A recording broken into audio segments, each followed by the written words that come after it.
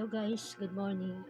Babasahin ko po sa inyo ang RX ulit ng Panginoon sa Revelation 11 verse 15. Ito po yung mga huling araw na mangyayari. Sabi sa Revelation 11 verse 14, 15. Hinipa ng ikang-pitong anghel ang kanyang trumpeta. At mula sa langit ay may malalakas na tinig na nagsasabi, ang paghahari sa sanlibutan ay inilipat na kay Kristo na ating Panginoon. Maghahari siya magpakailanman. At ang 24 na matatanda na nakaupo sa kanilang trono sa harapan ng Diyos ay nagpatira pa at sumamba sa Kanya. At sinabi, Panginoon na Diyos na makapangyarihan sa lahat, Diyos na kasalukuyan at ng nakaraan, nagpapasalamat kami na ginamit mo ang iyong walang hanggang kapangyarihan at nagsimula ka ng maghari. Nagngingit-ngit ang di kumikilala sa iyo dahil dumating na ang panahon ng iyong puot, ang paghatol sa mga patay at ang pagbibigay ng gantimpala sa mga propetang lingkod mo at sa iyong mga hinirang, sa lahat ng may takot sa iyo, dakila man o hamak. Panahon na upang lipulin mo ang sumira sa sanlibutan at nabuksan ang templo sa langit at nakita ang kaba ng tipan sa loob nito. Pagkatapos ay gumuhit ang kidlat, dumagundong ang kulog, narinig ang malakas na ingay, lumindol at umulan ng yelo. So nasa huling panahon na po tayo. Nangyari na yung sinasabi dito sa Pahayag 11 verse 19. Nabuksan ang templo ng Diyos sa langit at nakita ang kaba ng tipan sa loob.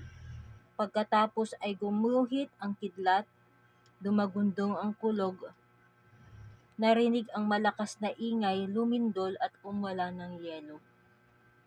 So, ngayon po sa mga oras na ito po ay araw at oras ng pagsisisi. Ngayon pa lang manalig na tayo sa Panginoong Hesus kasi sabi ng 11 verse 15, hinipan ang ikapitong anghel ang kanyang trumpeta at mula sa langit ay may malakas na tinig na nagsasabi, ang paghahari sa sanlibutan ay inilipat na kay Kristo na ating Panginoon. Maghahari siya magpakailanman. Sabihin, maghahari ang Panginoon, malapit na pong bumalik ang Panginoong Hesus. Pero dapat tayong manumbalik sa Panginoong Hesus. Ano man ang mga meron tayo, mga Diyos-Diyosan, hindi po yan makakaligtas sa atin pagdating ng paghuhukom. Wala pong ibang makakaligtas sa atin, hindi po yung mga rosaryo, hindi po yung mga Diyos-Diyosan na ating pinapanalangin, hindi po yung mga rebulto, hindi po yan makakapagligtas sa atin. Tanging si Jesucristo lamang ang makakapagligtas sa ating buhay. Tanggapin natin siya bilang Diyos at tagapagligtas ng ating buhay. Ngayon pa lang po, magsisi na tayo sa ating kasalanan kasi hindi natin alam. Marami pa pong nakalagay sa Revelation na hindi ko po binasa lahat kasi sobrang dami, pero isa lang po ang pwedeng mangyari. Once na tinanggap mo si Jesus Christ as your personal Savior, ang pangalan mo ay isusulat ng Diyos sa aklat ng buhay at manalig ka ng buong puso na siya ang tagapagligtas. Wala na pong iba. Kaya po, magsisi na tayo. Sabi dito sa Revelation 3, yung kumakatok ang Panginoon sa pintuan ng ating mga puso. Kung bubuksan nino man ang kanyang puso, siya ay papasok at magkasamang kakain.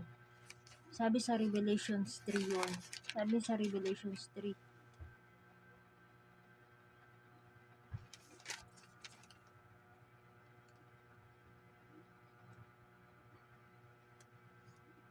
Kaya nga po, magsisi na tayo habang may oras pa. Sabi dito sa Revelations 3, verse 8, nalalaman ko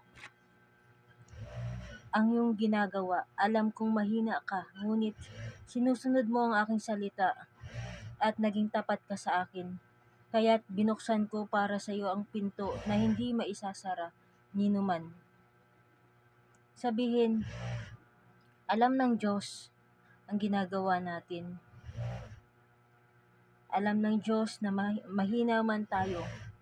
Pero, sabi niya, kung siya ang nagbukas ng pinto, walang sino mang makakapagsara. So ngayon pa lang, hayaan natin si Lord ang magbukas ng pintuan para sa atin. Magsisi na po tayo habang maaga pa.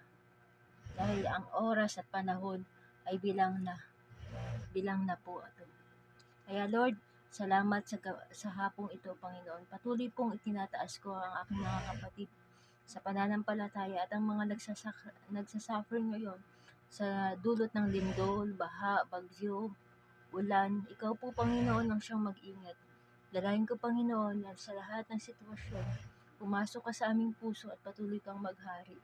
Salamat po, Panginoon, sa buhay na walang hanggan. Ito po ang aming dalangin sa pangalan ni Jesus. Amen.